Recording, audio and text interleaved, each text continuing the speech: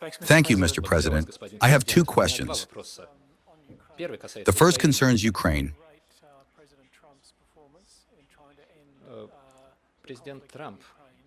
President Trump made efforts to end the conflict in Ukraine. Do you believe that he was distracted by the war in Iran?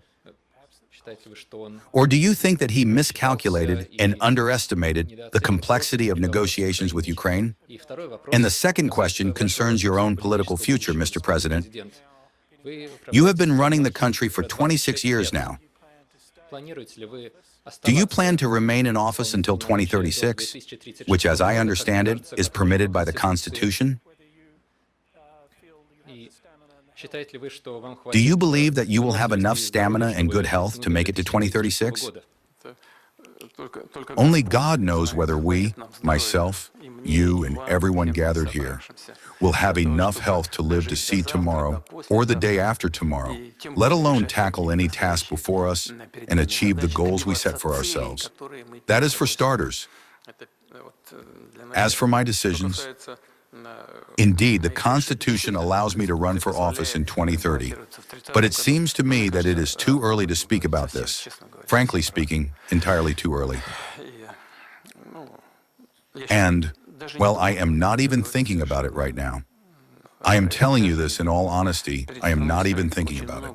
The country is facing many massive, large-scale, and pressing issues. They need to be resolved without giving a thought to this, but rather by focusing on the future of Russia. That is what we need to think about. That is the first point.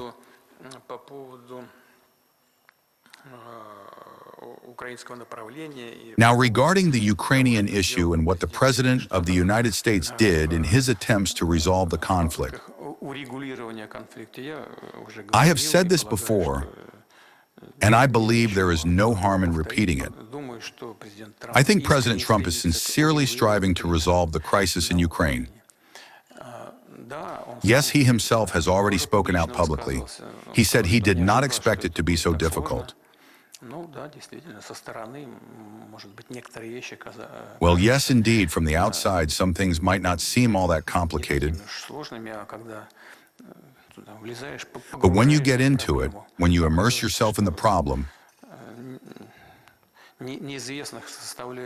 it turns out that there are quite a few unknown variables, and they carry significant weight.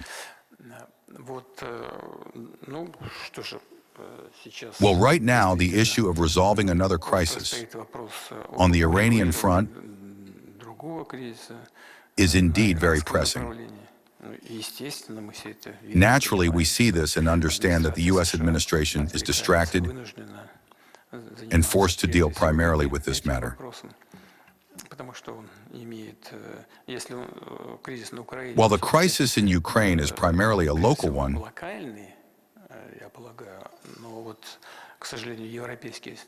even though, unfortunately, I believe European nations and European states are trying to give it a global resonance,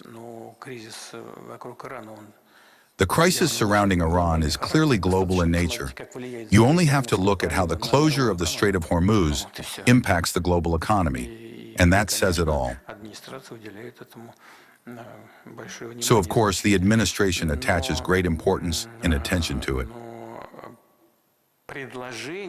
However, the proposals made by President Trump, as I have already mentioned, could very well serve as the foundation for peace agreements.